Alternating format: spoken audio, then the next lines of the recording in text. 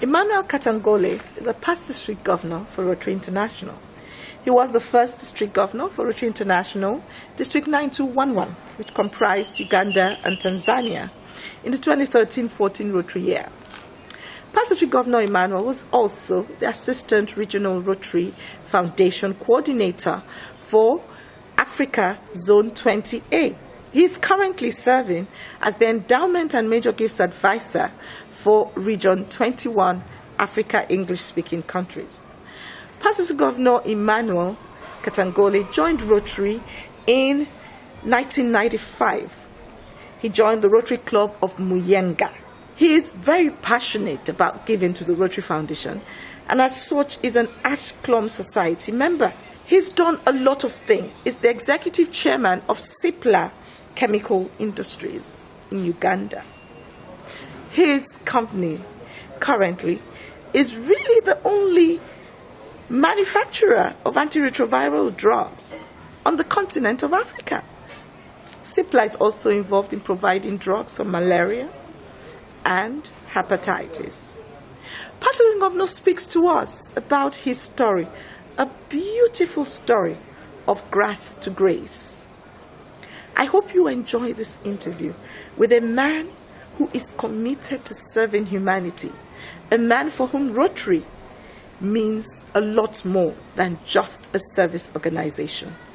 Rotary, for Pastor Governor Emmanuel Katangole, means life and numerous open opportunities. Enjoy. My Rotary story is an interesting one. I should say I've been a Rotarian since 1995. It's 25 years from now. But then there's a background beyond Rotary because when I was born in 1962. In 1962 with two parents that were complete illiterate, could not write, could not read. And we were a family of four. Three sisters and I was the last. Unfortunately, this was extreme poverty in the villages of Uganda. And I lost my father when I was about 4 years of age. My sisters were removed from school so that the little money could concentrate on me. That was my mother. My mother was a house helper for church missionaries. So my Rotary story starts when I finished what in Uganda is called primary education. When I finished primary education and I could not really move ahead with secondary education because of finances, a Rotarian got in touch and started sponsoring me, partial sponsorship. And so that was the very beginning of what I see has been an amazing time of Rotary progress spanning more than 40 years. Wow. Yes. Now, how did this Rotarian find you? You see, and I think it's a tradition in this country that disadvantaged students who perform well in exams end up being in the public domain. When I did my primary leaving examination, I came out top in my district, and this is the rural district. So there was this report, there's this young man who was top in the district, but he's not going, and I had been admitted to the first secondary school in this country, #1 school in this country, prestigious, expensive. So people come up, and since then I've also done this to many other students. Wow. It's something that happens every year. So this Rotarian had never met you in his life? No. He wasn't related to Not you? at all. He didn't come from your village? Not at all. No. Not at all. He ended up being my foster father, and we lived, and he looked after me. Unfortunately enough, when I started working, it was my turn that I also looked after him. Awesome. I looked after their family, and at the time of his death, he died a very proud parent. Wonderful. And so you went through secondary school, and Rotary continued with the sponsorship to the university? Well, no, again, it wasn't Rotary per se, but it was this Rotarian again who took me on as a parent. But I could also work part-time, doing odd jobs here and there, raising some little bit of money. And the needs were not many. Yeah. The needs were not many so long as you paid your tuition. Food was free during our time. Right. Accommodation at university was free. Wow. So what we paid was that little, but that little meant a lot. Yes. Meant a lot. And so you went to Makerere University. Yes, I went to Makerere Economics, University. Politics, Yes, policy. I was admitted at Makerere University to study engineering. Okay. But when I reached university, at that time, and I think because of my background and the feel to want to work, and there was a course that had been started for the entire African continent for statistics and applied economics. Right. It was sponsored by the United Nations Development Program, and was for Africa. So I decided to switch courses. And I studied statistics, learning of the economy, business, management of data, and so that's what I studied. Took 3 years of education. Of course, at that time, life had changed for me. There were a number of opportunities. When I finished, I was able to get a job immediately. Yeah. So you finished, and then you started working where? Yeah, so when I finished, I got a job with a private company. Yes. And I worked there for a few years. And because of the entrepreneurial spirit that had gained from childhood, doing this, selling that. Which is also typically Ugandan, I might add. Yeah, Ugandans are very entrepreneurial. Yeah. And actually there was a paper that was written by the Harvard Business Review that ranked Uganda #2 entrepreneurial country. Ugandans tend to, we are predominantly a poor country, but people tend to work here and there, do this and that and that, and to survive. I got a job, but after I think 3-4 years, I decided to start a business. We started by importing and distributing medicines from India, what is called generic medicines. But that was a time that HIV/AIDS was also such a huge problem. And I didn't tell you, but I'd lost my 2 sisters to HIV/AIDS. And that was the very beginning of HIV/AIDS. The first one had died at childbirth. So I was alone. And when I got an opportunity, and it was the right job at the right time, right opportunity, because I got connected to an Indian company called Cipla. We started by importing their medicines, and life changed because Uganda had taken a decision that people who have got HIV/AIDS and there's ARVs should get treatment. Yes. And I was the agent for Cipla.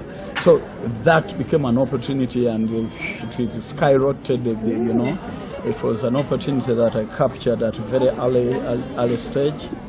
And after a couple of years of trading, we took a decision that we should venture into manufacturing. We set up a manufacturing facility, actually the first on the African continent to get WHO fully qualified for manufacture of HIV/AIDS and malaria medicines. Now, just sitting and thinking, and I would go back to the issue of your work. How has Rotary influenced you in terms of your work ethics? When you look at Rotary, particularly the core values of Rotary that are instilled in us, service, that every day that you work, you get a feeling that you could make profits, you could make millions of dollars, but it does not really mean much that you're making profits, yet it's not affecting the quality of life of people. So as a way of service, try as much as possible to give out part of our returns on investment so that we can create as many people as possible. We try to do that. We try to make sure that we plow back some of the profits that we make, and make sure that humanity is served. And it's my belief, and it's my sincere belief, that the next wave of global development is going to be powered by businesses that have got a direct correlation to humanity. Other than service, look at integrity, integrity, fellowship.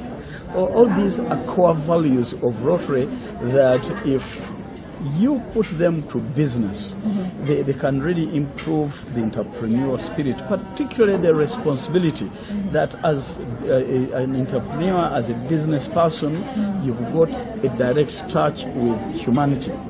Because it does not make sense to make money, yet at the same time, people are dying. You know, our philosophy as a business is that nobody should be denied.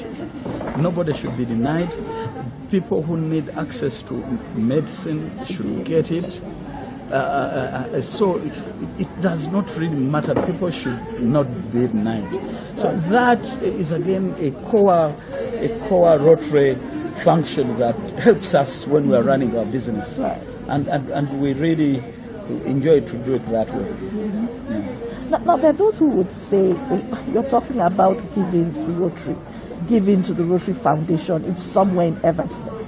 And there's so much problem in my rural village in Africa. And yet, you have given so much and continue to give to the foundation every year. I have come across that with my fellow Rotarians who say, oh, why should I give this money to the Rotary Foundation instead of giving? But I'll tell you, and from a business point of view, our director, Inka, was one of those who inspired me. And we became Archiclamp Society. We contributed the 250 same time. But if I tell you the money that I have received from the Rotary Foundation to do projects in this country, Uganda, is probably 5-6 times the money that I gave. I mean, it makes business sense. It's got a multiplier effect.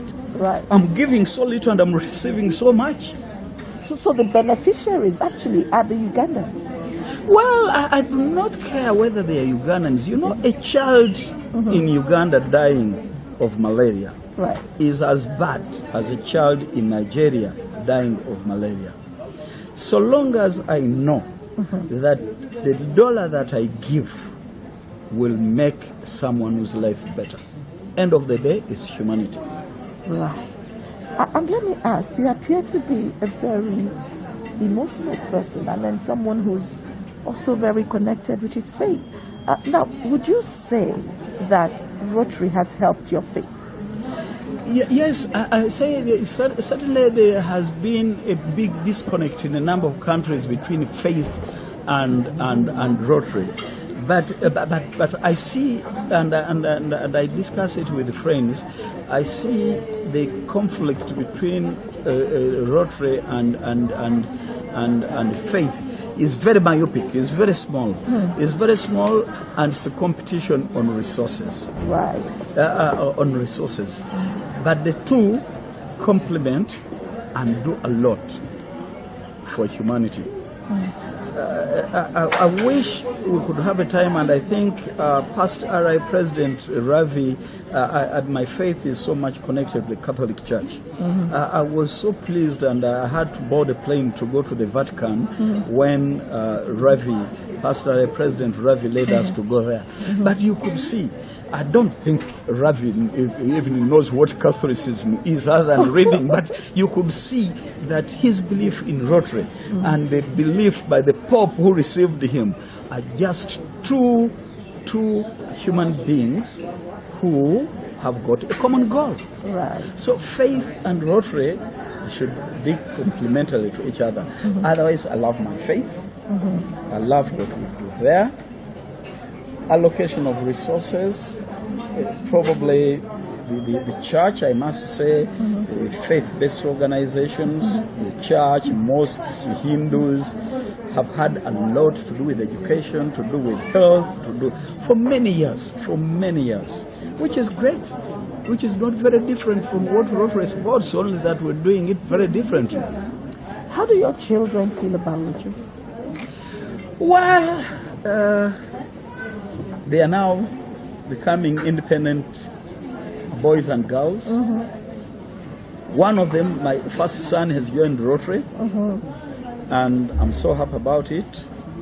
The other three, the last one is still at university studying engineering, which I couldn't do, which I didn't do. She's a little girl, said, "Dad, you didn't study engineering." So I'm going to do that. Let me do that. Yes. But my first son knows Rotary, but the others are so proud of what we do. Right. They may not know what Rotary is so much, but they're proud of what we do. And they've picked up this habit of giving back. Well, I tell you, when I was governor, something happened and changed my family. A young lady, we went for a medical camp. And a young lady came, pregnant, and was ready, and it was across Lake Victoria. And to go to the island, you take the ferry in the morning and comes back. The next day you get a ferry is the next day, so you go to spend it.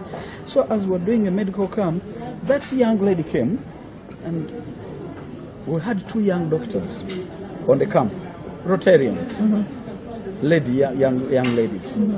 When they checked and said, oh, they came to me, you know, when you're a governor in these poor countries like ours, they think you can solve all the problems. They think you can solve all the problems. So these ladies come and say, Governor, we have a problem.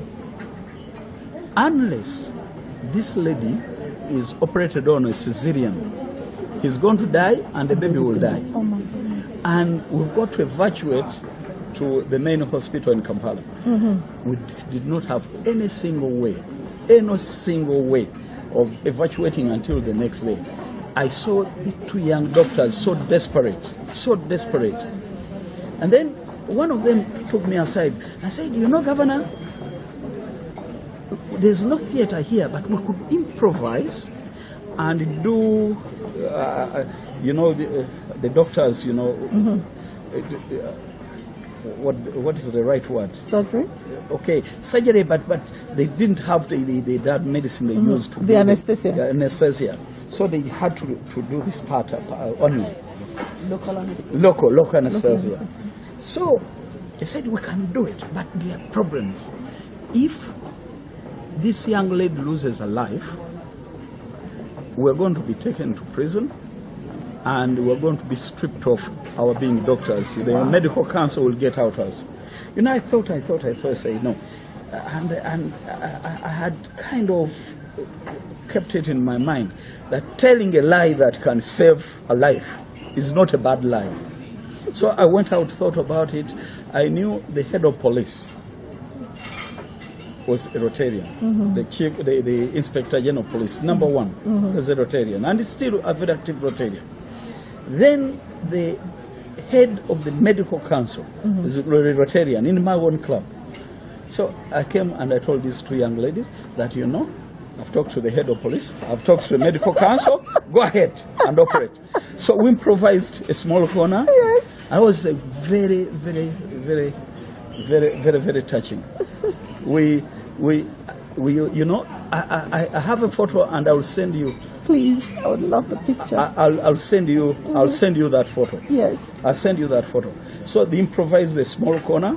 They got the young lady, put something to cover, to protect her private bit of it, and I was there, and they just removed, and you know, there was blood all over. There was first thing, and this young doctor was just whistling and singing as she was really doing the whole thing, you know, and we saved that lady, and that boy is now coming to 7 years. We baptized her Daniel Rotary. Oh, That's his name. And when he comes of age, I've requested that I adopt him, becomes my son. Oh. You know, these are good stories. Yes. And when it was reported in New Vision, it was headline. In New Vision is our main government paper. Mm-hmm. It was headline with my photo there, holding the baby and what we've done. So when my family saw it, they said, "Oh, Rotary." You know, those are stories that make you, they make you move on. They make you move on. Those are wonderful moments that you just shared with us. Let me ask you, and I'm about to end this, you know, but what would you say is the greatest gift Rotary has given to you? I think the greatest gift that Rotary gave me, first of all, education. Without Rotary, as I shared with you, I'll be nothing. I'll be nothing. And I believe that educating someone, however little it is, changes people's lives. Right. Even if you don't go to university, even if you don't know what, but if you are able to read and write, your thinking and your ability to do things changes. If you're a peasant farmer but you are able to write and read, you'll be able to do mulching, you are able to do pruning of your crops, you are able to you know, the thinking is very different.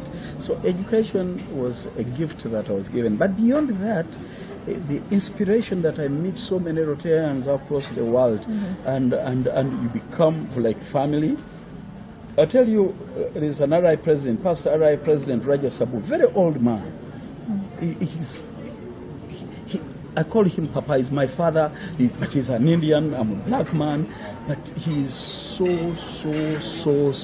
You know, he does not take. When COVID started, he calls me, make sure yourself, my son. You know, the ability that we can connect. You're just part of one big family. Wow. That whenever I go, I've been very fond of telling a story. When I went for, I was invited in New York to talk about the heart, the gift of life, the Heart Foundation, which started here in Uganda and grew all over the world. When I talked about that, when I checked in a hotel and they saw my little lapel, you know, these girls at the reception got excited and they upgraded me to a bigger room. And I said, no. My budget was $150 and said, no, don't you mind. I stayed there for 3 days. As I was going out, I gave my passport with my credit card. And this guy said, no, a Rotary Club sits here and there's an offer for anyone from Africa, you sleep for free. You know, those are experiences that you never get. Not that I could not pay my hotel bill, but the feeling is great. Feels good. The feeling is great. So that internationality about Rotary is something that is great. It's something that we should enhance, that we should be our brothers' keepers, we should be our sisters' keepers. That does not matter whether I'm black or white. It does not matter whether I'm Christian or Muslims or Hindu. We are all human beings. Thank you so much. Thank you. Rotarian Emmanuel Katongoli, for all you do for humanity. Thank you. Keep serving. Thank you.